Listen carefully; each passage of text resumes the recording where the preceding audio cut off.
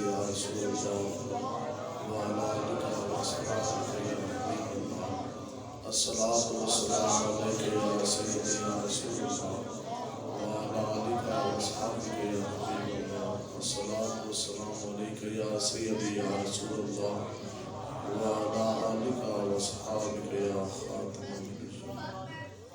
آپ اباب رسول اللہ صلی اللہ علیہ وسلم کے غلام تشریف فرما ہیں. موسم کی بھی شدت ہے اور اندازہ ہمیں کہ وقت بھی کافی ہو گیا، لیکن یہ تو اپنے اپنے نصیب کی بات ہے. آتے تو وہی ہیں جن کو سرکار بلاتے ہیں. اس محلے میں بہت سے لوگ رضائیاں لپیٹ کے سو رہے ہوں گے، جب تسی مسجد کے اندر بیٹھے ہو اللہ اللہ کے حبیب کا ذکر سننے کے لیے، تو کوشش کریں گے کہ زیادہ لمبا بیان اور واضح نصیحت نہ ہو.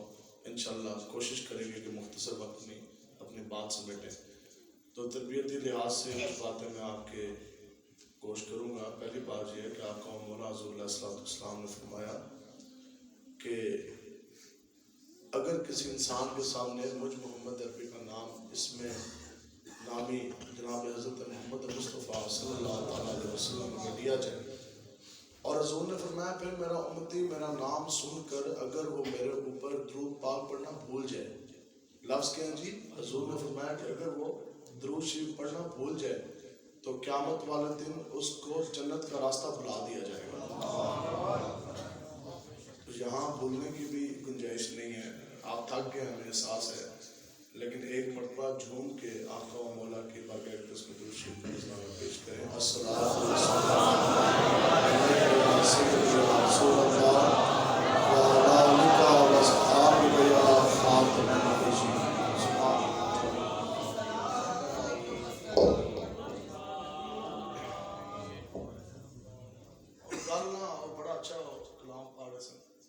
گل شروع کرنے ہیں جی ممتاز حسین قادری صاحب.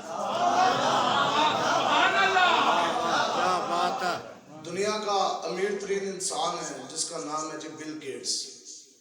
ملک پاکستان کے بہت بہت امیر لوگوں کے اندر ایک نام ہے ملک ریاض کا، لیکن دنیا کا امیر سے امیر ترین انسان نہیں، بادشاہ نہیں، بلکہ بادشاہوں کے بادشاہ، شہنشاہوں کا شہنشاہ یہ اعلان نہیں کر سکتا کہ جناب آ جاؤ اور میں کیا کروں گا کہ جس بندے کا جتنا قرض ہے وہ آج میں چکا دوں گا. آج جو ہمارے بزرگ بیٹھے، کیا آج تک کوئی ایسا بندہ آپ نے سنا کہ اس نے یہ اعلان کیا ہو جناب سارے آ جاؤ تے اپنے اپنے کھاتے بھی کاٹ کے لے آؤ، جتنے تسی سارے مقروض ہو میں کچھ ہی گھنٹوں میں ایک دن میں تمہارا سارا قرض چکا دوں گا. ایسا کوئی بندہ نہیں دیکھا. لیکن 1.5 ارب مسلمانوں کا قرض ہو، اور وہ قرض کیا ہے کہ شیطان تاثیر جیسا مضبوط گورنر پنجاب آقا و مولا کا گستاخ ہو، دن بناتا ہوا سور و کھلے سور کی طرح ملک پاکستان میں پولیس پروٹیکشن کے اندر پروٹوکول کے اندر وہ گھوم رہا ہو، اور یہ قرض آقا و مولا کے کلمہ پڑھنے والے 1.5 ارب مسلمانوں کے اوپر ہے. یہاں تو کوئی 10 بندوں کا قرض نہ اتار سکا، اتنا اربوں خربوں پتی ہو جانے کے بعد. لیکن جب دولت اور خزانہ براہ راست گنبد خزرہ سے آئے تو پھر 5ویں گریڈ کا کانسٹیبل جس کی تنخواہ 20,000 بھی نہ ہو 5 سیکنڈ کے اندر 1.5 ارب مسلمانوں کا قرض جھکا کے رکھ دیتا ہے.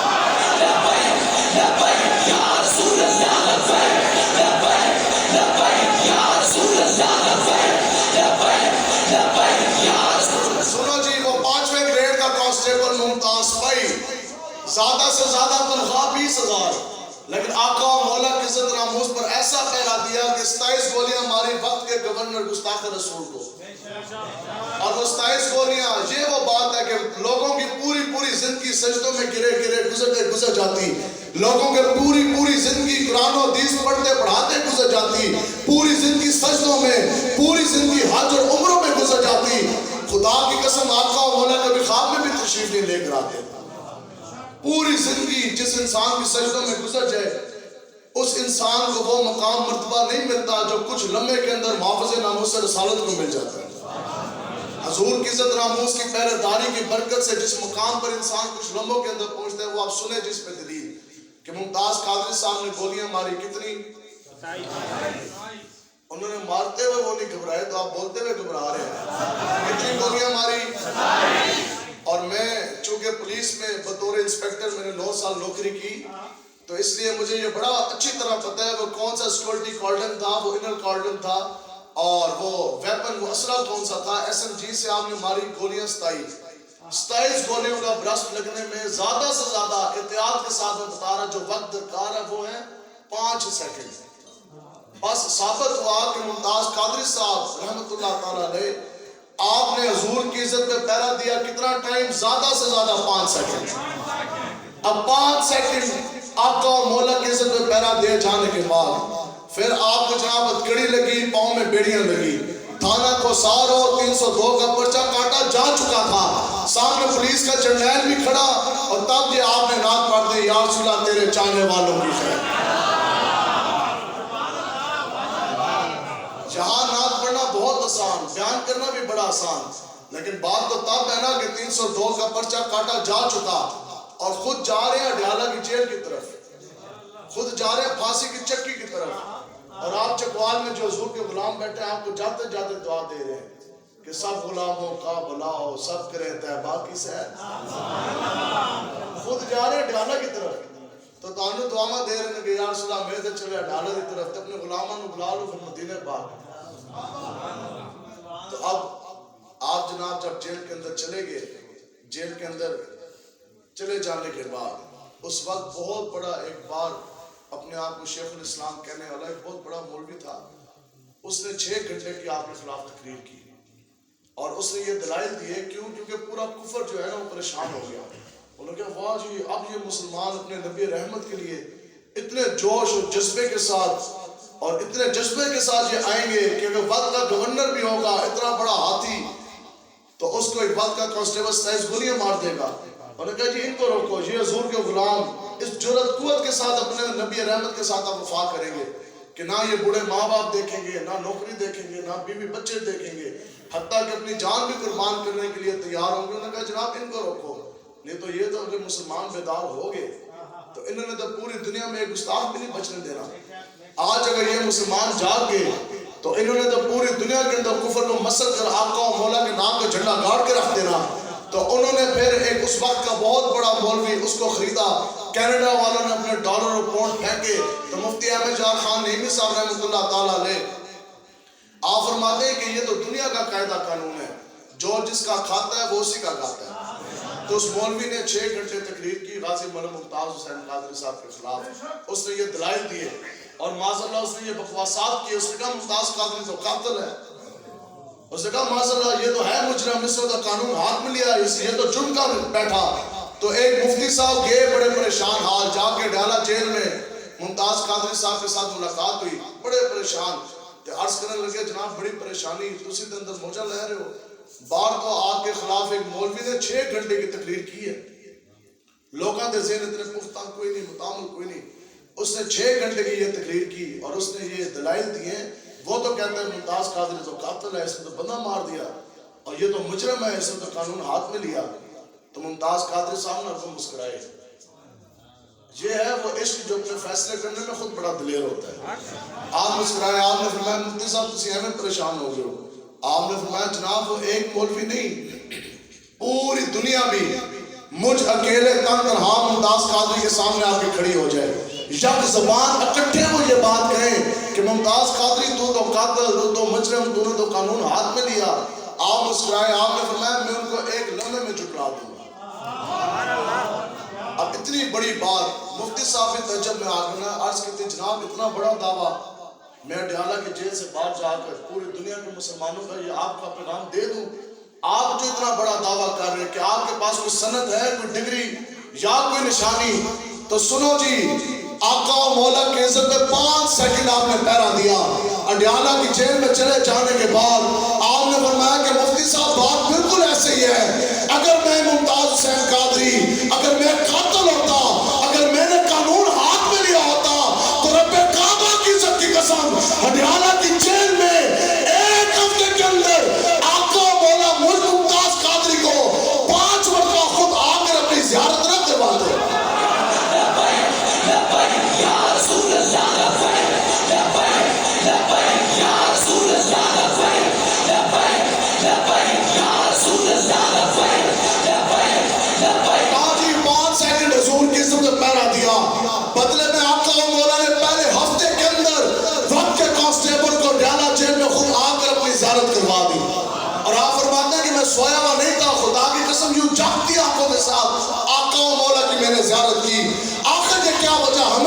مسئلہ نہیں سمجھ آیا. 5 سیکنڈ جس نے آقا و مولا کی عزت میں پہرا دیا, حضور نے 5 مرتبہ اس کو زیارت سے نوازا. 5 سیکنڈ بدلا حضور کی عزت میں پہرا دے جانے کے بعد آقا و مولا نے آپ کو کائنات کا ممتاز بنا دیا. وقت کے جرنیل کے نام سے واقف کوئی نہیں.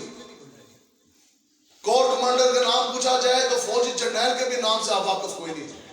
22ویں گریڈ کے سیکٹری کا نام پوچھا جائے جس کے ماتحت سارے جرنیل ہیں ان کے بھی نام سے آپ واقف کوئی نہیں. لیکن آخر کیا وجہ کہ 5ویں گریڈ کے کانسٹیبل ممتاز کے نام سے آپ کس طرح واقف ہیں؟ 5 سیکنڈ حضور کی عزت کو پہرا دیا, بدلے میں آپ کو مولا نے کائنات کا ممتاز بنایا. اب رہتی دنیا تک ممتاز ہوتی رہے گی, بلکہ حشر میں بھی ممتاز قادری کی شان نرالی ہوگی. اور آپ کو پھر آقا و مولا نے محافظ ناموس سے رسالت بنایا, شہید اعظم بنایا. تو جب ہمیں تو یہ بات جب ہم سمجھنے کے لیے گئے نا امیر المجاہدین کے پاس, اسے کہا جناب سانو بھی سمجھاؤ کہ صرف 5 سیکنڈ کے بدلے 5 سیکنڈ کے بدلے میں آقا نے اتنا نوازا, جنازے کے اندر 70 لاکھ سے زائد بندے بھی بھیج دیے, اتنا نوازا. آخر یہ کس طرح ممکن؟ تو پھر امیر المجاہدین نے قلم اٹھایا. آپ فرماندے سن کہ آتا ہے انہیں فقیروں پہ کچھ پیار ہی ایسا, خود بھیگ دیں اور خود کہیں میرے منگتے کا بھلا ہو, اور منگتا تو رہا منگتا کوئی شاہوں میں دکھا دو جن کو ہماری سرکار سے ٹکڑا نہ ملا ہو, اور در پہ غیروں کے زحمت نہ فرمائیے, بھیک لینے مدینے چلے جائیے, اور کون دیتا ہے دینے کو مجھ جائیے, دینے والا ہے سچا, دینے والا ہے سچا, دینے والا ہے سچا. ہم اسلام جو ہے وہ ہمارا محتاج نہیں, اسلام ہمارا محتاج ہے جی, ہم دین اسلام کے محتاج ہیں. اگر ہم دین اسلام کے لیے کام کریں گے تو دنیا میں قبر میں حشر میں اسلام ہمیں عزت دے گا. اگر ہم دین اسلام کے لیے آج کام نہیں کریں گے تو دین کا کام رکنا کوئی نہیں, دین تو آئے غالب ہونے کے لیے. نظام مصطفیٰ تو پھر بھی آنا ہی آنا ہے انشاءاللہ, لیکن اگر ہم کام نہیں کریں گے تو اللہ تعالیٰ نے فرما دیا, یہ قرآن کی نص ہے کہ اللہ تعالیٰ پھر تمہیں ہٹا کر تمہاری جگہ کوئی اور جماعت لا کھڑی کر دے گا. تو اس لیے ہم لوگوں نے انشاءاللہ نظام مصطفیٰ کا نفاذ کرنا ہے. تقریریں بڑی ہوگی, آج بھی ہو رہی ہیں, آگے بھی ہوتی رہیں گی, لیکن امیر مجاہدین رحمۃ اللہ تعالیٰ علیہ آپ فرماندے سن کہ اب میدان عمل میں آنے کا وقت ہے. تو میدان عمل میں آنے کی تیاری ہے جی سب کی انشاءاللہ. قرآن کے قانون کے نفاذ کی تیاری ہے جی انشاءاللہ. قرآن کے قانون کی نفاذ کی تیاری ہے نا جی انشاءاللہ. نظام مصطفیٰ کا نفاذ ہم لوگوں نے کرنا ہے انشاءاللہ. ٹھیک ہے جی, تو اس لیے پوری جرات اور قوت کے ساتھ ہم نے کھڑے ہونا ہے. یہ کس طرح ممکن کہ نیچے مسلمان بیٹھے ہوں, نیچے جو ان سے ہیں وہ قرآن و حدیث کے ماننے والے بیٹھے ہوں, تو جب نمائندہ درمیان تو اٹھے تو وہ قرآن کا منکر آ جائے. نیچے حضور علیہ السلام پر مر مٹنے والے بیٹھے ہوں, حضور کے نام پر جانے دینے والے بیٹھے ہوں, تو اتنے جناب جدو آئے تو گستاخان دا یار آ جائے. نیچے عقیدہ ختم نبوت کے اوپر جان نچھاور کرنے والے بیٹھے ہوں, اور اوپر جب آئے تو منکر ختم نبوت کا حامی آ جائے. کچھ سمجھ رہے ہیں جی جناب, نیچے سارے بیٹھے ہیں مسلمان مومن, تو اتنے آج جناب کافر ہندو. تو اس لیے ہم نے انشاءاللہ نظام مصطفیٰ کا نفاذ کرنا ہے. آپ لوگ پوری جرات اور قوت کے ساتھ اٹھیں, اور انشاءاللہ اس میں کوئی پریشانی کوئی نہیں. جن مالکوں کا ہم کام کر رہے ہیں نا, امیر المجاہدین فرماندے سن کہ ہم جس نبی کا کام کر رہے ہیں حضور علیہ السلام نہ ساڑھی کنٹ لگن دیں گے اور نہ ہی وہ ہمیں کبھی بھی آسرا چھوڑ دیں. یہ وہ وجہ ہے کہ لبیک والوں کو کبھی پریشانی نہیں. ہم بھی تو آپ کے سامنے بیٹھے, پہلے میں یہ کہتا تھا کہ ہمارے اوپر الحمدللہ اتنے پرچے ہیں کہ ہمیں خود تعداد کا پتہ نہیں.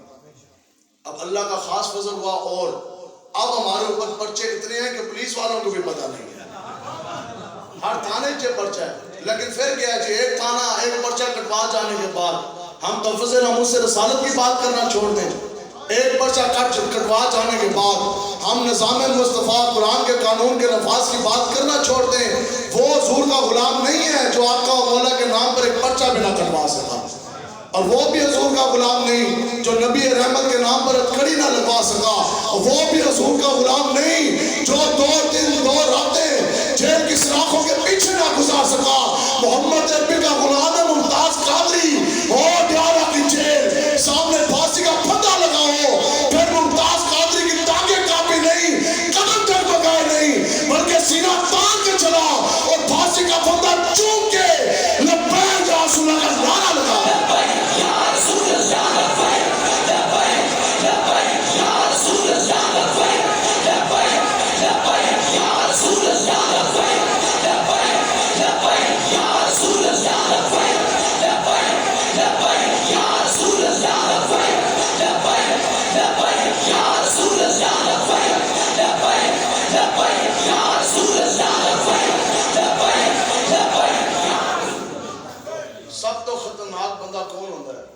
منافق منافق کی نشانی یہ ہے کہ او نہ منہ تو ہی لوگوں کو گلائیں چلائی رکھتا ہے.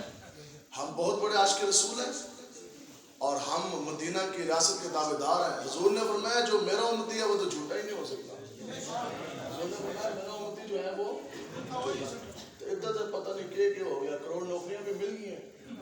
پہلے تو کو ایک نوکری سی ہر بندے کو 10 نوکریاں ہیں, ٹھیک ہے, اور 50 لاکھ گھر بھی بن چکے ہیں اور کذب یعنی جھوٹ کا بازار گرم ہے, لیکن پھر بھی ہم دونوں کے ساتھ ہی ہیں نا جی. حضور نے فرمایا کہ میرا جو امتی ہے نا وہ جھوٹا نہیں ہو سکتا, اور یہاں علانیہ جھوٹ بولا جا رہا ہے. ہم کن بزرگوں کی اولاد ہیں جی. حضرت امام شافعی صاحب رحمۃ اللہ تعالیٰ علیہ, آپ فرماندے ہیں کہ میں سنیا کہ شہر میں بہت بڑا ایک شیخ الحدیث صاحب سن, تو ان کے بڑے چرچے سن. تو میں گیا سفر کر کے, پہلے پتہ نا بڑا بزرگ سفر کر دے ہوں گے سن. اب تو لائبریریاں کتاب میں آ گئی, پریس لگ گئے, چھاپے آ گئے, جڑی کتاب چاہیے 2-3 ہزار روپیہ 2 کتاب کا آ جائیں. تو پہلے ایک حدیث کے لیے ہمارے بزرگوں نے بڑی قربانیاں دی ہیں, بڑا سفر کرتے سن. امام شافعی فرماندے نے کہ مجھے یہ پتہ لگا کہ فلاں شہر میں ایک بہت بڑے شیخ الحدیث ہیں اور بہت ان کے چرچے سنے. تو میں گیا انہوں نے کول کچھ سبق پڑھنے واسطے, کچھ حدیثیں میں وہاں سے پڑھنے کے لیے گیا. تو کہتے ہیں جب میں گیا نا تو وہ اپنے ڈیرے پہ کھڑے تھے, تو دور ان کا نا ایک گھوڑا تھا. تو کہتے ہیں ان شیخ الحدیث صاحب نے نا اس طرح نا اپنی چادر اس طرح کی, جو چادر کا اشارہ اس طرح کیا نا تو گھوڑا بھاگتا ہوا آیا. انہوں گھوڑے نے مطلب کہ یہ بتایا کہ جیسے میرے ہاتھ میں چادر میں جو سے ہیں وہ دانے ہیں. تو وہ جو سے شیخ الحدیث صاحب تھے انہوں نے اس طرح اشارہ کیا, گھوڑے کو آواز دے کر جو بلایا. تو جب گھوڑا پاس آیا تو اس میں دانے تو نہیں تھے, تو آپ نے گھوڑے کی لگام پکڑی. امام شافعی فرماتے ہیں کہ ہمارے دیکھنے کی دیر تھی, میں بھی اور میرے ساتھ جتنے میرے دوست احباب تھے اسی ادھر ہی واپس ہو گئے. اسے کیا جو بندہ گھوڑے کو جانور کو دھوکہ دے رہا ہے اس نے میرے رسول اللہ کی حدیث کیا پڑھانی ہے. جو بندہ جانور کو دھوکہ دے رہا ہے اس نے میرے رسول اللہ کی حدیث کیا پڑھانی ہے. تو ہم تو ان اولادوں کی, ان بزرگوں کی ہم اولادیں ہیں, ٹھیک. تو آج قذف بیانی بھی ہے, سارا کچھ بھی ہے, اور یہ کہتے ہیں جی ہم بہت بڑے عاشق ہیں, ہم مدینہ کی ریاست کے دعوے دار ہیں. اب سنو جی, اس وقت مدینہ کے اندر رسول اللہ کے غلام بھی تھے, صحابہ کرام کی کثیر تعداد, اور منافق بھی ایسے. تو منافق کیا کہتے تھے, مسجد نبوی کے اندر وہ نمازیں بھی پڑھتے سن, تو نال یہ کہتے تھے جی ہم بہت بڑے عاشق رسول, ہم بہت بڑے غلام. تو پھر صحابہ نے پتہ یہ کیا, صحابہ نے فرمایا پھر تسی ادھر ساڈے کول آؤ, اسی تانوں دسیے کہ غلامی رسول ہوتی کیا ہے. حضرت ابو بکر صدیق نے فرمایا تم کبھی ہمارے پاس آؤ تو ہم تمہیں بتائیں کہ عشق مصطفیٰ ہوتا کیا ہے. اور عشق مصطفیٰ کیا ہے جی, سنیں کہ صلح حدیبیہ کے مقام پر آقا و مولا حضور علیہ الصلوۃ والسلام کی بارگاہ اقدس میں قریب 1500 صحابہ آپ کی خدمت میں معمور ہیں, اور پورا کفر جدید اسلحے کے ساتھ حضور علیہ الصلوۃ والسلام کے مقابلے میں آ کھڑا ہوا. تو عروہ بن مسعود اس وقت کے بہت بڑے ایمبیسڈر, اس وقت کے بہت بڑے ایک سفیر تھے. کافروں نے ان کو بھیجا, کافروں کی طرف سے آئے آقا و مولا کے ساتھ مذاکرات کرنے کے لیے.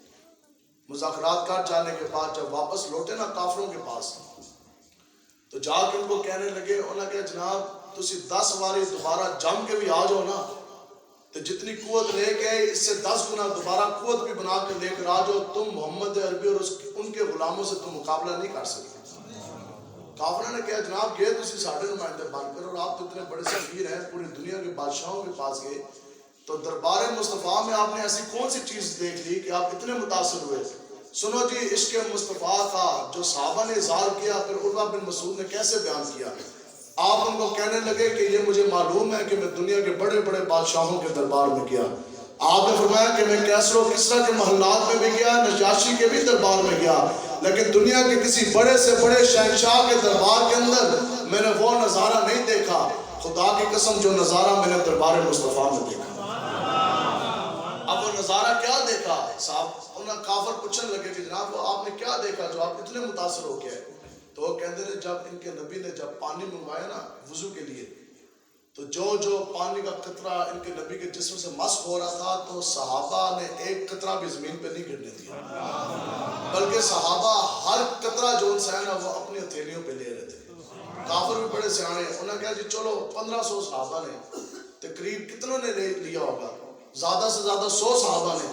انہوں نے کہا جی چلو جی 100 صحابہ نے ہاتھ کے اوپر وہ پانی لے لیا, تو باقی جو 1400 سن انہوں نے کہا جی باقی جو صحابہ تھے وہ کیا کرتے تھے کہ جس صحابی کے ہاتھ کے اوپر وہ پانی مبارک ہوتا تھا نا تو دوسرا صحابی اس صحابی کے ہاتھ کے اوپر ہاتھ دے کے اس کی تری لے لیتا تھا۔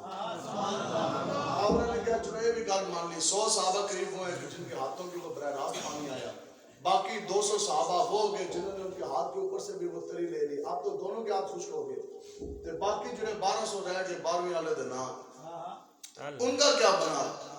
تو انہوں نے جناب انہوں نے یہ کیا کہ جس صحابی کے ہاتھ میں پانی آیا نا یا وہ تری آئے تو وہ صحابہ دور سے ہو گئے اس صحابی کے نا جسم کے اوپر جو ہاتھ مال کے برکت لے لیتے تھے۔ یہ عقیدہ جی صحابہ کرام کا، جن سے بڑھ کر کوئی مفتی پیدا نہیں ہو سکتا پوری دنیا میں، تو یہ صحابہ کا عقیدہ ہے جی۔ اس کے بعد آپ فرماتے ہیں کہ اس کے بعد میں نے دیکھا کہ اگر حضور علیہ السلام نے اپنے تھوک مبارک شریف اپنا لعب دہن مبارک اگر زمین کی طرف فرمایا کہتے ہیں میں نے یہ دیکھا کہ خدا کی قسم حضور کے غلاموں نے حضور کے تھوک مبارک شریف زمین پہ نہیں گرنے دی بلکہ اپنی تلیاں تے لے لی۔ اس طرح کافروں نے پوچھا اچھا تلیاں تے لے لی تو پھر کیا کیا؟ انہوں نے پھر کیا کیا؟ انہوں نے منہ کھول کے وہ کھا لیا۔ یہ ہے جی عشق مصطفیٰ۔ آپ بتائیں کہ وضو کے اندر پاؤں بھی دھوئے جاتے ہیں یا نہیں؟ تو عروہ بن مسعود نے کیا کہا کہ ایک قطرہ بھی حضور نے جب وضو کیا تو زمین پہ نہیں گرا، تو اس کا مطلب ہے کہ جب آقا و مولا نے جب اپنے پاؤں مبارک شریف دھوئے ہوں گے تو پہلے ابو بکر صدیق نے اپنے تلیوں کے اوپر آپ کے پاؤں رکھے ہوں گے، پہلے صحابہ نے اپنے تلیوں کے اوپر حضور کے پاؤں رکھے ہوں گے، تبھی تو آقا و مولا کے پائے اقدس سے مسح ہونے والا پانی کا ایک بوند بھی نیچے نہیں گری۔ کچھ سمجھے جی؟ آگے وہ کہتے ہیں آقا و مولا نے اپنے زلف مبارک شریف ترشوائی، کہتے ہیں صحابہ جناب اس طرح گرد جمع تو صحابہ نے ایک بھی آقا و مولا کا بال مبارک شریف نیچے نہیں گرنے دیا۔ اور حضرت انس بن مالک رضی اللہ تعالیٰ عنہ 10 سال براہ راست آقا و مولا کی آپ خدمت میں رہے، آقا و مولا کے آپ خادم خاص سن۔ تو عقیدہ کیا ہے کہ آقا و مولا کا خادم ہو جانے کے باوجود اتنی بڑی سعادتیں، اتنی بڑی برکتیں، اتنا بڑا مرتبہ مقام پا جانے کے باوجود عقیدہ سنے جی صحابہ کا۔ تو حضرت انس بن مالک جب دنیا تو گئے نا تو آپ نے یہ وصیت کی تھی، اور آپ نے یہ وصیت کی تھی کہ جب میں دنیا سے چلا جاؤں گا نا، جب میرا جنازہ بھی ہو جانا اور جب تم مجھے قبر میں ڈال دو گے تو پھر کیا کرنا ہے کہ میرا منہ کھول کر آقا و مولا کا منہ مبارک شریف، آپ کا ایک بال مبارک شریف ان کے پاس تھا۔ تو آپ نے یہ وصیت کی اپنی اولاد کو کہ جدوں میں نے تسی قبر کے اندر پاؤ گے تو پھر میرا منہ کھول کر آقا و مولا کا منہ مبارک شریف تم نے میرے منہ کے اندر رکھ دینا۔ آپ نے فرمایا پہ میرا یہ ایمان صحابی رسول ہے اور ایمان اور عقیدہ دیکھیں۔ آپ نے فرمایا بس ہمیں قبر میں حشر میں آقا و مولا کا ایک منہ مبارک شریف ہی کافی ہے۔ بتاؤ جی صحابہ نے نہیں سمجھ آیا یا صحابہ کو نہیں پتا تھا کہ قرآن و حدیث کیا ہے؟ صحابہ سے بڑھ کر کس کو کیا پتا کہ شرک کیا ہے، بدعت کیا ہے؟ لیکن بات یہ ہے کہ دین اسلام کی اگر روح ہے تو وہ صرف اور صرف عشق مصطفیٰ ہی ہے، تعظیم مصطفیٰ ہی جو سی ہے وہ دین اسلام کی روح ہے۔ تو صحابہ وہ ہیں کہ جنہوں نے آقا و مولا کے لیے اپنی جن جان سب کچھ وار دیا۔ صحابہ وہ ہیں کہ جن کے بارے میں قرآن نے اللہ تعالیٰ نے فرمایا کہ اولئک کتب فی قلوبہم الایمان، انسان ایک گناہ کرے تو سینے کے اوپر دل کے اوپر ایک سے نقطہ آتا ہے، 2 کرے تو 2، 3 کرے تو 3۔ آپ جتنے لوگ بیٹھے کسی کو پتہ ہے کہ اس کے دل کی حالت کیا ہے، کتنے نقطے ہیں؟ ہمیں یہ نہیں پتا، لیکن یہ وہ صحابہ ہیں۔ سورہ مجادلہ اللہ تعالیٰ فرماتا ہے کہ اے میرے حبیب اولئک کتب فی قلوبہم الایمان، کہ اے میرے حبیب یہ آپ کے غلام صحابہ ہیں، یعنی یہ آپ کے غلام جناب ابو بکر صدیق ہیں، یہ آپ کے غلام فاروق اعظم، حیدر کرار، عثمان غنی ہیں کہ جن کی سینوں کے تختیوں کے اوپر اللہ فرماتا ہے میرے رب نے خود ایمان لکھ دیا ہے۔ اب بتاؤ کہ جن کی سینوں کے تختیوں کے اوپر خود رب نے ایمان لکھ دیا ہو اور جن کی قربانیاں ایسی ہوں، یہ تو مہینے ہی حضرت صدیق اکبر کہنا جی، اور جن کی قربانیاں ایسی ہوں کہ حضرت علی رضی اللہ تعالیٰ عنہ آپ فرماتے ہیں کہ حضرت ابو بکر صدیق سے بڑھ کر ہم نے دلیر کسی کو نہ پایا۔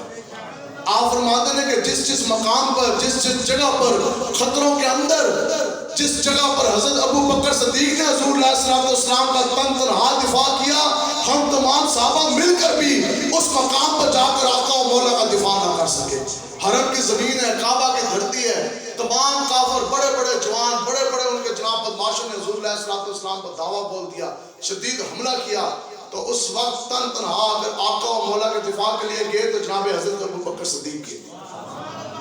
کافروں نے اتنا آپ پہ تشدد کیا، اتنا کیا کہ آپ جناب بے ہوش ہو گئے، آپ کا جناب خون بہہ چکا تھا اور اتنی منہ پہ سوزش آئی کہ آپ کی ناک مبارک شریف اور آپ کے رخسار جو سے وہ برابر ہو چکے تھے. اتنا تشدد ہو جانے کے بعد آپ جب بے ہوش ہو گئے اور آپ گھنے بالوں والے تھے، گھنی آپ کی داڑھی مبارک تھی، گھنی آپ کی زلفیں تھی، لیکن کافروں نے آپ کے سر کے بال بھی نوچ ڈالے اور آپ کی داڑھی بھی انہوں نے نوچ ڈالی. لیکن سب کچھ ہو جانے کے بعد جب ہوش آیا تو یہ نہیں فرمایا کہ مجھے تو بڑا درد ہو گیا، تکلیف ہوگی، ہڈیاں کئی ٹوٹ گئی، منہ کی سوزش اتنی ہوگی، خون بہ گیا، بات بھی کفار نے میرے نوچ لیے، اب کیا پتا میں نے زندہ رہنا کہ نہیں. جب ہوش آیا تو فرمایا ما قال رسول اللہ، یہ بتا کہ آقا و مولا پر حملہ ہو گیا تھا، آقا و مولا کیسے ہیں؟ یہ ہے عشق مصطفیٰ. اب پانی کا پیالہ جو ان سے ہے نا وہ دیا گیا، انہوں نے کہا جناب پانی تو پیئے. تو آپ نے فرمایا کہ اب جنہوں نے عشق مصطفیٰ کے جام پیے ہوں تو پانی کی بوندے، پانی کا گھونٹ ان کو کیا کہے گا. اس حالت میں آپ نے فرمایا کہ خدا کی قسم میں ابو بکر اس وقت تک پانی کا ایک قطرہ بھی نہیں پیوں گا جس وقت تک اپنی آنکھوں سے چہرے مصطفیٰ کی زیارت نہ کروں. سمجھیں جی حضرت ابو بکر صدیق کی شان. اور پھر براہ راست آقا و مولا نے تمام صحابہ میں سے حضرت ابو بکر صدیق کا انتخاب فرمایا. کس لیے؟ ہجرت کے لیے. آپ کے ہم سفر، آپ کے غار سور میں گئے تو حضرت شیخ آپ جو تو گئے نا جی غار سور کے اندر، تو پھر آپ نے جب حضور علیہ السلام کو غار سور میں آپ لے کے گئے تو کئی سوراخ تھے غار سور میں. تو آپ نے اپنی چادر مبارک شریف کو پھاڑا اور تمام سوراخوں کے نا اس طرح اندر دے کے سوراخ بند کر دیے. شیخ عبدالحق محدث دہلوی رحمۃ اللہ تعالیٰ علیہ آپ فرماتے ہیں کہ پھر ایک سوراخ باقی رہ گیا. اس سوراخ کو حضرت ابو بکر صدیق نے کس طرح بند کیا؟ ایڑی نال اپنے پاؤں رکھ دیا. تو بزرگ فرماتے ہیں پھر خدا کی قسم حضرت ابو بکر صدیق کے پاؤں پہ ایک سانپ نہیں کاٹا. آقا و مولا آپ کی اس جگہ پر آرام فرما رہے تھے اور حضرت ابو بکر صدیق کو پھر ایک سانپ نہیں کاٹا. یہاں تو سانپ دیکھ کے لوگ بھاگ جاتے، دو بھی نہیں، تین بھی نہیں. آپ فرماتے ہیں کئی سانپ زہر والے بھی اور غیر زہر آلود بھی حضرت ابو بکر صدیق کو کاٹے، لیکن لم یتحرک، لیکن آپ کے جسم کے اندر حرکت بھی پیدا نہیں ہوئی کہ ایسا نہ ہو کہ آقا و مولا کی نیند کے اندر کوئی خلل آ جائے. اب یہ مقام ہے جناب حضرت ابو بکر صدیق کے. آپ بتاؤ کہ ہم اپنے باپ کے بارے میں گالی نہیں سنتے تو پھر ابو بکر صدیق کے بارے میں بات کس طرح سن لیں؟ ہم اپنی ماں کے بارے میں گالی نہیں سنتے تو مومنوں کی ماں کون ہے؟ حضرت امی عائشہ صدیقہ رضی اللہ تعالیٰ عنہ. تو حضرت عائشہ صدیقہ رضی اللہ تعالیٰ عنہ کی شان و گستاخی کس طرح برداشت کر لیں؟ بتاؤ جی ہمارا باپ نہیں، پوری دنیا کے مرد اور قیامت تک تمام مسلمان ملا لیے جائے نا تو افضل الخلق بعد از انبیاء، نبیوں کے بعد قیامت تک اگر کسی ہستی کا سب سے بڑا عزت مرتبہ مقام ہے تو وہ جناب حضرت ابو بکر صدیق ہے. یا رسول اللہ لبیک لبیک لبیک یا رسول اللہ لبیک لبیک لبیک یا رسول اللہ. آج سے 2 سال پہلے ہم اپنے پیو دے بارے چیسی گال نہیں سن سکتے تھے. آج تو 2 سال پہلے کیا محرم کے مہینے کے اندر وہ کافر سے بھی بڑا کافر اور وہ خنزیر سے بھی زیادہ پلید نقل کفر نباشر معاذ اللہ وہ حضرت ابو بکر صدیق کو سپیکر کے اندر وہ کافر نہیں کہہ گیا. کہا بتائیں جی آپ نے کیا کیا؟ آج آپ نعرہ لگاتے ہیں کہ ممتاز قادری ہمارا ہیرو ہے. ہیرو ہے نا جی. تو اپنے ہمارے اگر والد صاحب یا ہمارا کوئی بھائی یا ہمارا کوئی رشتہ دار ہماری عزت بچاتے بچاتے اگر وہ جیل میں چلا جائے 5 سال جیل میں رہے تو آپ اس سے ملاقات کریں گے کہ نہیں کریں گے؟ ایک بندہ آپ میں سے مجھے بتا دے کہ وہ جب محمد عربی کا غلام ممتاز قادری 5 سال اڈیالہ کی جیل میں رہے تو آپ میں سے کوئی ایک بندہ ایک دن بھی ان سے ملاقات کے لیے گیا؟ لیکن ممتاز قادری صاحب ہمارے ہیرو تو ہیں. ایسا کوئی ایک آپ میں سے ایسا بندہ نہیں ہونا جو آج تک پنڈی نہ گیا ہو. چکوال اور جیلم میں تو ڈاکٹر فیس اس چیز کی لیتے ہیں کہ جڑا بندہ ہے اس کو اتنے پنڈی لے جائے.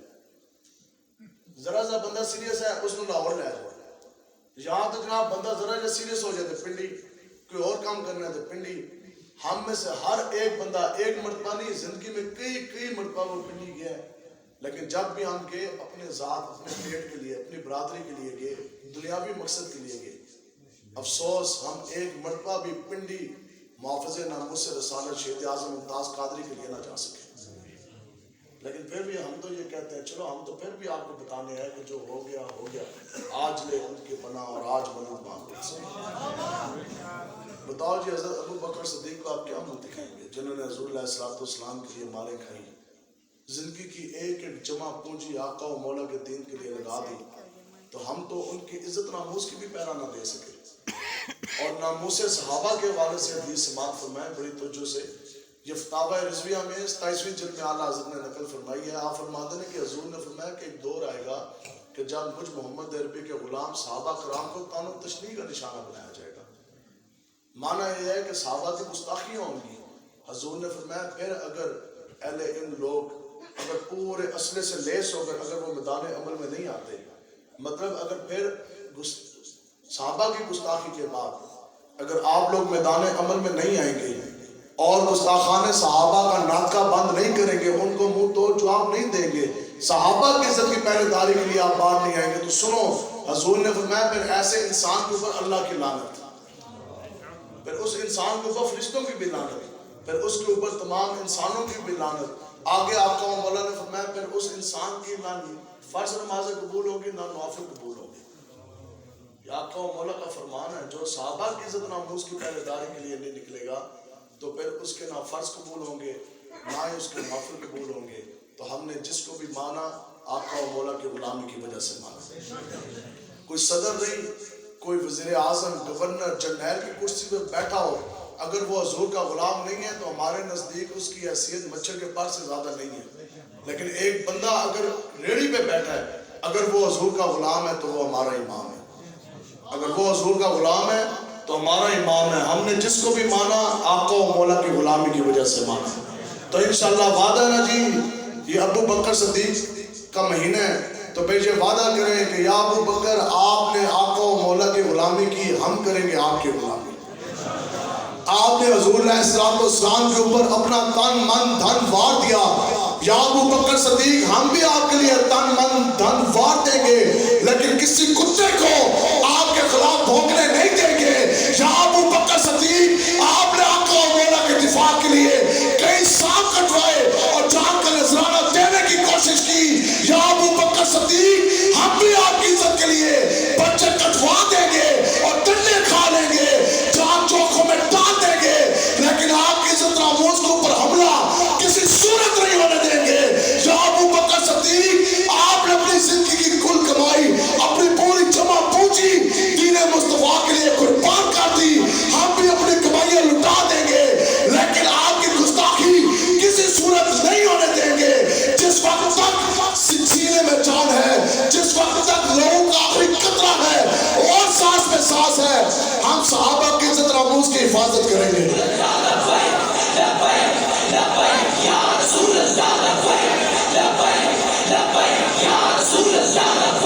اس لیے اتنی غیرت تو آپ پیدا کریں نا جی۔ کتا اپنی وفا کے لیے مشہور ہے۔ کتا کیوں وفا کرتا ہے؟ کیونکہ کتا اپنے مالک کے ہاتھ سے 2 سوکھی روٹی کھاتا ہے۔ 2 سوکھی روٹی تو کر کے کھا جانے کے بعد کتا اپنے مالک کے ساتھ وفا کر گیا۔ رات پوری 7 راتوں میں مالک اندر سوتا، کتا رات پوری سوتا نہیں ہے، بہو بہو کر کے حویلی کے گرد وہ اس طرح چکر لگاتا، مالک کی جان کی بھی حفاظت، اس کے مال کی بھی حفاظت۔ کتا حیوان ہو کر 4 ٹانگوں والا ہو کر 2 سوکھی روٹی کھا جانے کے بعد اپنے مالک کے ساتھ وفا کر گیا۔ تو ہمیں آقا و مولا نے خالی ٹکڑے نہیں دیے، بلکہ آج اگر ہمیں ایمان ملا، اسلام ملا، نماز ملا، روزہ ملا اور یہ عزت، یہ مرتبہ، یہ مقام، یہ شکل صورت ملی، تو سب کچھ آقا و مولا کی وجہ سے ملی۔ سب کچھ پا جانے کے بعد میں اور آپ آقا و مولا کے ساتھ وفا کیوں نہ کر سکے؟ سب کچھ پا جانے کے بعد ہم حضور کی عزت ناموس کی حفاظت کیوں نہ کر سکے؟ ہم عقیدہ ختم نبوت کی پہرے داری آخر کیوں نہ کر سکے؟ ہم مساجد ہیں، اللہ کا گھر ہے، ہم ان کا تقدس پامال ہونے سے کیوں نہ روک سکے؟ بتاؤ کیا منہ لے کے جائیں گے؟ ہم یہ منہ لے کے جائیں گے کہ یا رسول اللہ ہماری ان جوانیوں کو کیا فائدہ کہ ہمیں اللہ تعالیٰ نے جناب زندگی دی، ہم دنیا میں گئے تو ہمارے ہوتے یہ ہو گیا، جب اسی چلنا نا حشر کے اندر تو یہ نہ ہو کہ اس دن ہمارا تعارف یہ کرے جناب اے وہ آگے تھے جن کے ہوتے ہوئے آقا و مولا کے 10 سالوں میں 50 لاکھ آ کے بنے، یہ وہ آگے کہ جن کے ہوتے ہوئے محافظ ناموس رسالت ممتاز قادری صاحب کو پھانسی دے دی گئی، انہوں نے دوست کو بھی بدلہ نہ لیا، اور یہ وہ آگے جن کے ہوتے ہوئے مسجد کے اندر آپ لوگ زیادہ لوگ جہاں کے مقامی ہیں، بتائیں جی آپ کے ہوتے جیتے جی کوئی ایک بندہ مسجد کی اینٹ شہید کر سکتا ہے؟ بولیں تو جب بندہ بول نہیں رہا اس نے مسجد کی کیا حفاظت کرنی ہے؟ بتاؤ جی آپ کے ہوتے ہوئے کوئی اس مسجد کا ایک کونا ایک دروازہ کوئی ایک اینٹ بھی شہید کر سکتا ہے؟ چلو، اور آپ کے ہوتے کوئی بندہ کیا اس محراب شریف کے اندر کوئی کنجری نچا سکتا ہے؟ جی کیمرے لگ کے ڈرامے کی شوٹنگ آپ ہونے دے سکتے ہیں مسجد میں؟ تو آپ ان کا ساتھ دیں گے جنہوں نے حق میں زمانہ بن جانے کے بعد مسجد وزیر خان کے اندر لڑکی نچوائی، محراب کے اندر جا کر لڑکی ناچی، اور اس کے بعد دوبارہ انہوں نے ایک اور مسجد میں لاہور کی شوٹنگ میں مسجد کے اندر خیمہ انہوں نے لگایا، اس مسجد کے خیمے کے اندر اس کنجری نے اپنا لباس تبدیل کیا۔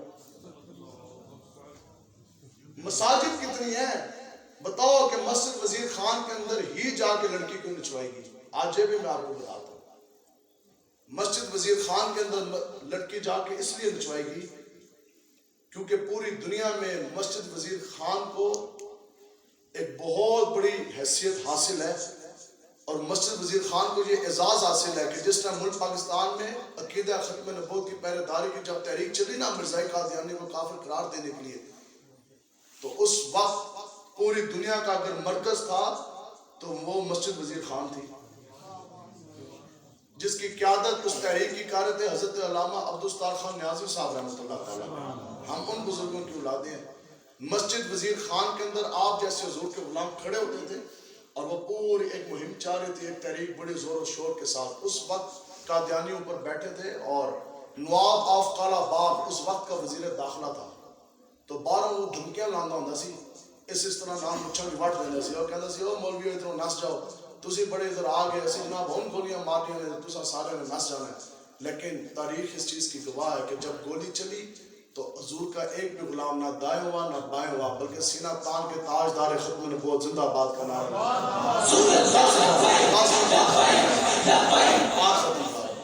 آپ کو پتہ ہے کتنے بندوں کے سینے چھلنی ہوئے؟ جیسے چکوال کے اندر 10,000 سے زائد مسلمانوں کو شہید کیا گیا، اور صرف زندہ وہ بندہ بچا جو لاش کے نیچے دب چکا تھا۔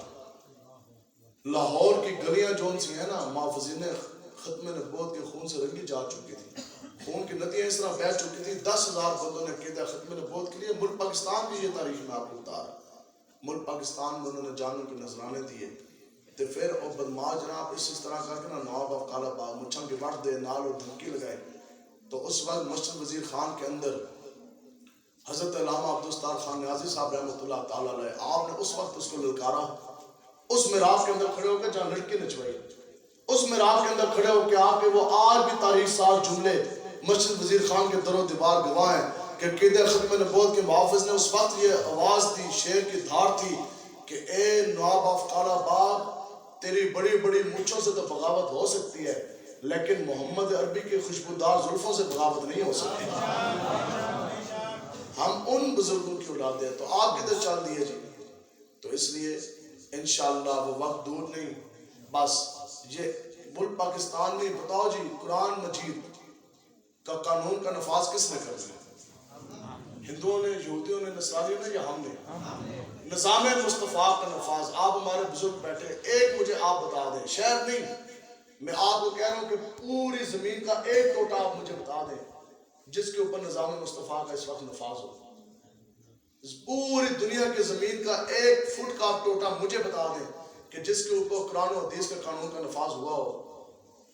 بتاؤ، حضور تو تھے رحمت اللہ عالمین، اور 36 لاکھ مربع میل سے زیادہ مسلمان جناب حضور کے نام کا جھنڈا لہرا رہا تھا، تو اتنی زیادہ قربانیاں، اتنی زیادہ جنگیں وہ کدھر گئی؟ اور اتنی زیادہ قربانیاں، وہ شہداء کا خون، ان ساروں کا پھر کیا بنا؟ تو بات یہ ہے کہ اب پورے دنیا میں جہاں آقا و مولا رحمت اللہ علیہ جہاں تشریف لے کر آئے، پوری دنیا میں بھی ایک چپا بھی ایسا نہیں ہے جہاں رسول اللہ کا دین کا نفاذ ہو. نیچے تو 1.5 ارب لوگ، 1.5 ارب سے زائد مسلمان پوری دنیا میں موجود ہیں، لیکن افسوس کے ساتھ 1.5 فٹ بھی زمین کے اوپر ایسا حصہ نہیں ہے جہاں محمد عربی کا قانون کا نفاذ ہو. 20 کروڑ سے زائد مسلمان ملک پاکستان میں موجود ہیں، لیکن دکھ کی بات ہے کہ 20 فٹ بھی ملک پاکستان میں کوئی ایسا ٹوٹا نہیں ہے جہاں نظام مصطفیٰ کا نفاذ ہو.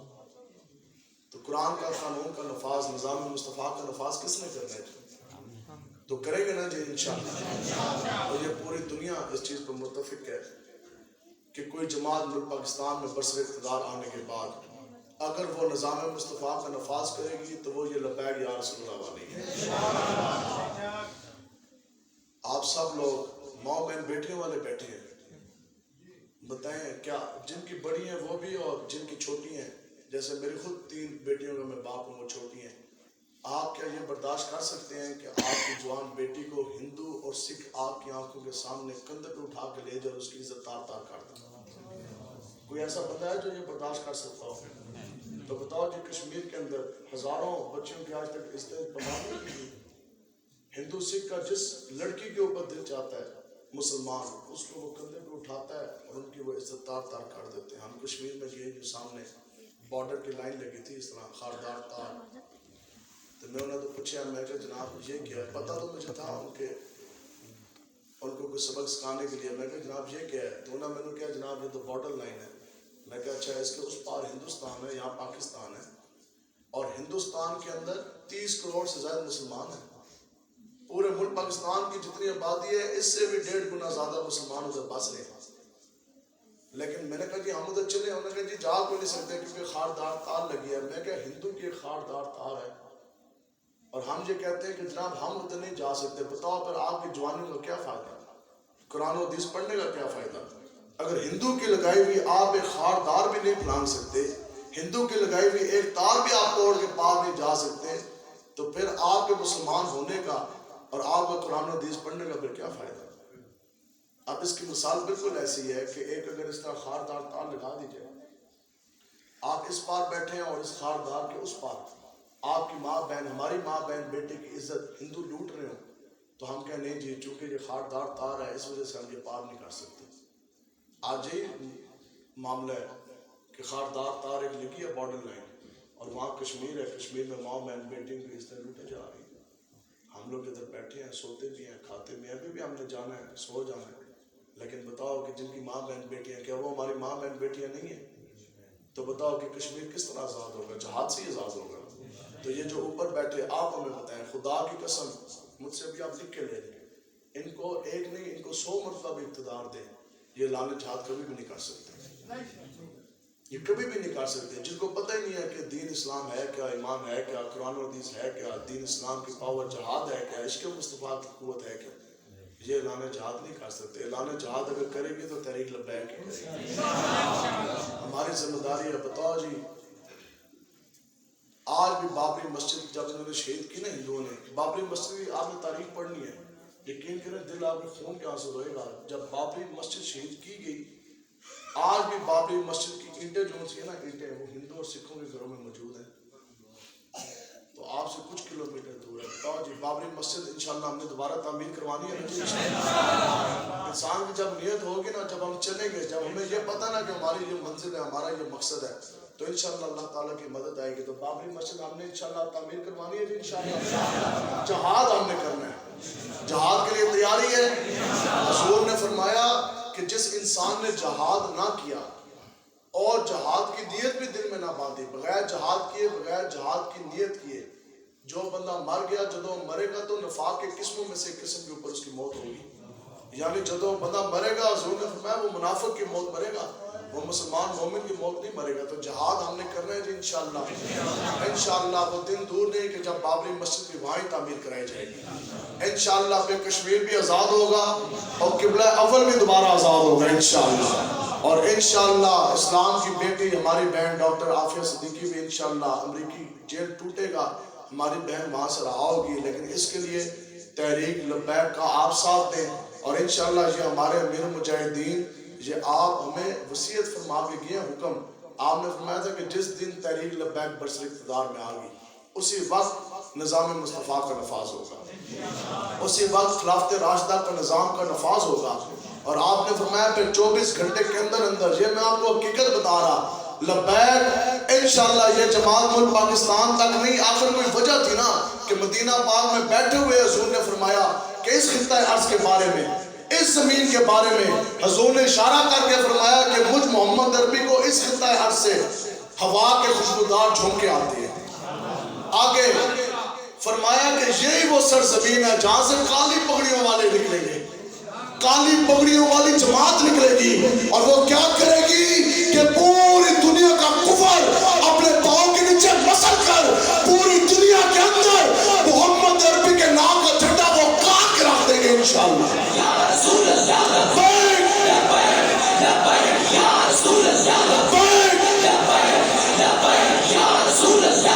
انشاءاللہ لبیک کی حکومت آنے کو ہے، 24 گھنٹے کے اندر اندر لبیک والے اعلان جہاد کریں گے، اور 24 گھنٹے کے اندر اندر پوری فوج بھی اور یہ محمد عربی کے شہر بھی لبیک کا نعرہ لگا کر کشمیر کے سرحدوں میں انشاءاللہ داخل ہو جائیں گے انشاءاللہ۔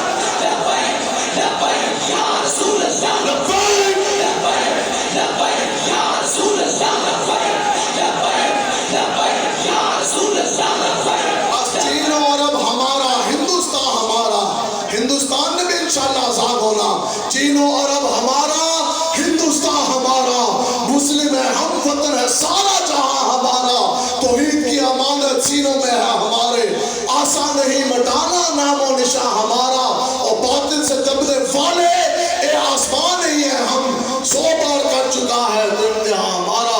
جنہیں لوگ ایک کہتے ہیں لبیک والوں کو تو ہم دبا دیں گے، ہزاروں کی نفری بھی ہے، گولیوں کی بچھاڑ بھی ہے، لیکن لبیک کا نعرہ تو ان کا باپ بھی نہیں بات کروا سکتا۔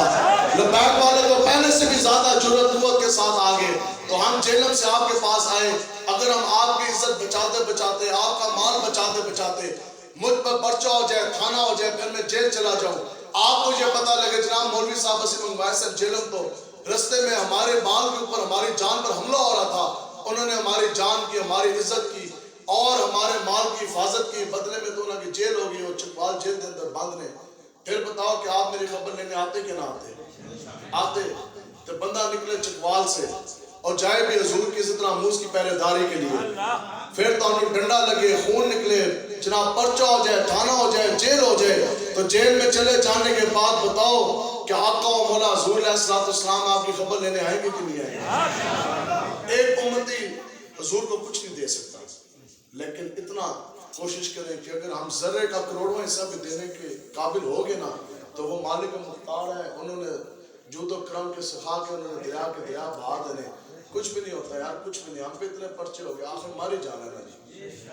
لیکن شیر کے دن کی زندگی گیدڑ کی 100 سالہ زندگی سے بہتر ہے، کم جئیں گے انشاءاللہ جرت کے ساتھ، آقا و مولا کے غلام بن کے جئیں گے، کچھ بھی نہیں ہے۔ اگر ایک دن دکان بند ہو جاتی ہے، کرونے دی وجہ سے تو دکانیں بند ہوئی ہیں نا جی، حضور دی عزت واسطے 2 دن اگر شٹر بند ہو جائے تو مالک مختار آپ کو 1000 گنا زیادہ نوازیں گے، کچھ بھی نہیں ہے، ہمیں دلوں دے وعدے کاٹے ہیں، تسی چلو حضور واسطے، انشاءاللہ دنیا حشر میں آپ کو نواز دیں گے۔ میں آپ کے سامنے بیٹھا ہوں، 9 سال بطور انسپیکٹر میں نے پولیس میں نوکری کی، لیکن جب بات آئی تحفظ ناموس سے رسالت کی تو ہم نے جناب وہ افسری ان کے نہ منہ تے مارے اس طرح، اور میں نے کہنے سے جناب آپ تو حق حلال کماتے ہیں اور بیوی بچے بھی ہیں، ان کی تربیت کیسی ہوگی؟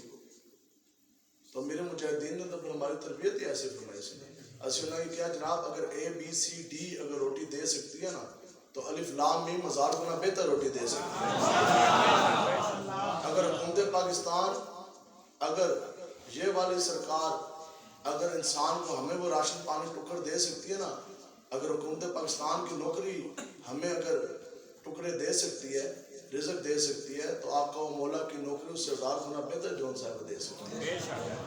تو تسی دین ہستے چلو، اگر آپ یہ چاہتے ہیں کہ آپ لوگوں کو اس دنیا میں قبر میں عزت ملے تو انشاءاللہ وعدہ جی، انشاءاللہ پکا وعدہ، پکی توبہ کر کے اٹھنی ہے یہاں سے، توبہ ہے جی انشاءاللہ، پکی بات ہے جی، جو اس سے پہلے ہو گیا، بس اللہ تعالیٰ سے ہم سب مغفرت کے توبہ کے طلبگار ہیں، بس اپنا جان مال سب کچھ حضور کی عزت کے لیے لگانے کی کوشش کریں۔ آپ سب لوگ کھڑے ہوں، इंशाअल्लाह मैं आपको हकीकत कह रहा, आज आप खड़े हो जाएं, इंशाअल्लाह निज़ाम मुस्तफ़ा का नफाज हो जाना है।